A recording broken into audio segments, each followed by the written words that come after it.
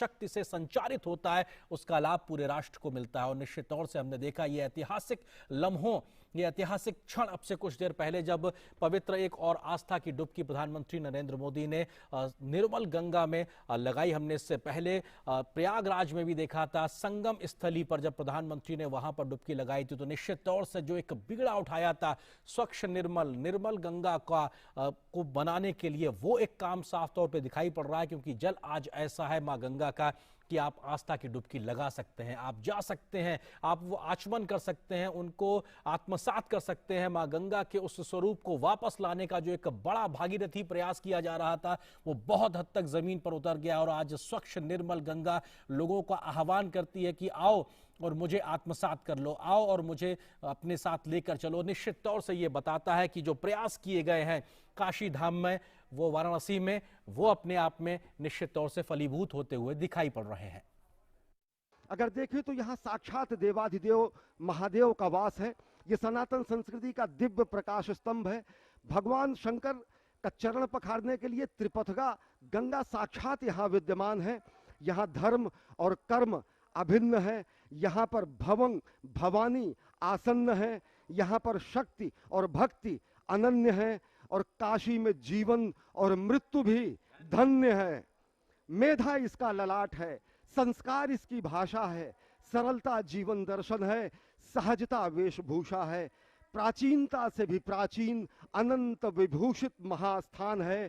काशी 12 ज्योतिर्लिंगों में सबसे विशिष्ट और प्रधान है। ये सनातन संस्कृति की सर्वोच्च भावभूमि आप देख रहे हैं। ये सर्वोच्च भावभूमि है सनातन संस्कृति की। आत्म उत्कर्ष और आत्मोद्धार की ये पवित्र पुण्य भूमि है। व्यष्टि के उत्थान और समष्टि के कल्याण का मंत्र देती है काशी। अनंत, अव्यक्त, अक्षर और अविनाशी है काशी। ये विद्युत अद्भुत विहंगम दृश्य काशी की महिमा को वर्णित करने के लिए शब्द भी कम पड़ सकते हैं। ये देख रहे हैं और ये संकल्पना मूर्त रूप साकार हुई है। स्वप्न दृष्टा प्रधानमंत्री नरेंद्र मोदी के संकल्प से सिद्धि का ये प्रमाण है। बाबा विश्वनाथ के धाम का आज लोकार्पण हो रहा है देश के लिए और विश्व के लिए। अजय, आरती जी ने एक जिक्र किया था अश्विनी जी तुलसीदास जी के उस दोहे का, जिसमें वो कहते हैं कि जो भगवान शिव हैं वहाँ पर तारक ब्रह्म का उपदेश करते हैं। यहाँ जो कोई भी मृत्यु को प्राप्त होता है उस नाम का उपदेश करते हैं जो आपको तमाम जीवन मरण के चक्र से विनुर्मुक्त कर देता है। और इसीलिए इस क्षेत्र को अविमुक्त क्षेत्र कहा जाता है।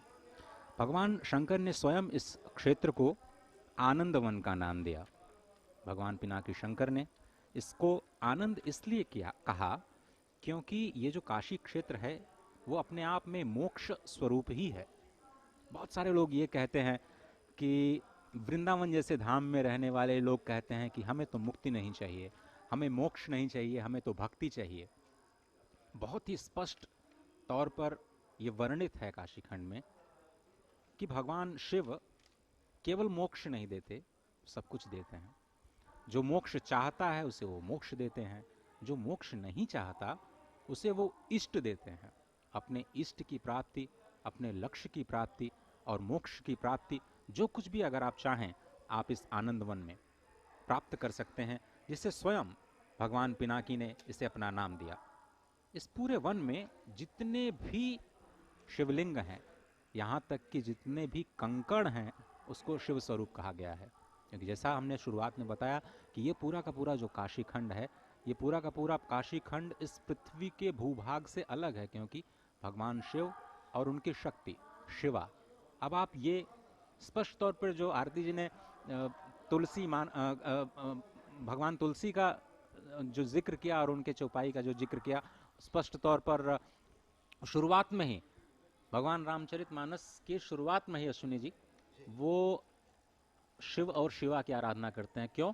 क्योंकि प्रयागराज की धरती पर याज्ञवल्क्य और भारद्वाज जी के बीच में जो रामायण को लेकर के प्रश्न पूछे गए, जब उन्होंने राम कथा पूछी भारद्वाज मुनि से, याज्ञवल्क्य जी ने, तो उन्होंने उनको शिव कथा सुनाई। शिव कथा से शुरुआत होती है। क्योंकि जब तक आप शिव को नहीं समझेंगे, मर्यादा पुरुषोत्तम राम को समझना आपके लिए संभव ही नहीं है। और इसीलिए श्रीमद् भागवतम में जब परीक्षित भगवान सुखदेव से कृष्ण कथा पूछते हैं तो पहले भगवान सुखदेव उनको राम कथा सुनाते हैं। जब तक आप राम को नहीं समझेंगे, जब तक आप राम की मर्यादा का चश्मा नहीं लगाएंगे, आपको योगेश्वर कृष्ण समझ में आ ही नहीं सकते। जब तक आप शिव को नहीं समझेंगे, राम तक आपकी गति हो ही नहीं सकती। और उसी तारक ब्रह्म, उसी शब्द जिसका उपदेश भगवान शिव यहां पर मरने वालों के कान में कहते हैं, वो शब्द ही है राम या फिर प्रणव, ओम।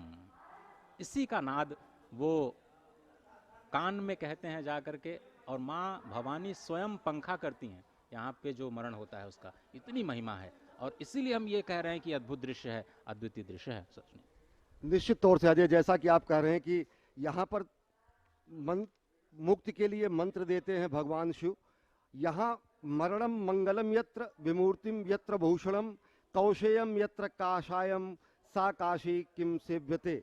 यहाँ पर मरना भी धन्य माना जाता है, जीवन गुजारना यहाँ पर तो अद्वितीय है ही।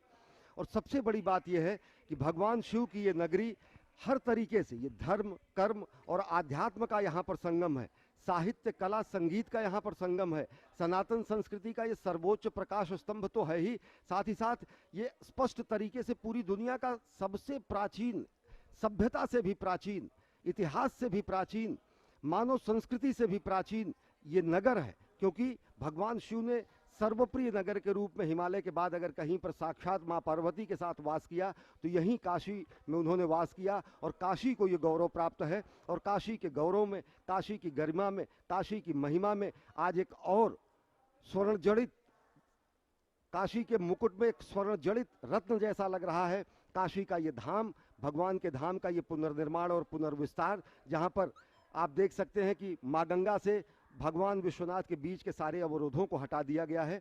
सनातन संस्कृति बेहद विशिष्ट है। इसको अगर देखें तो हमने ही पूरी दुनिया को जब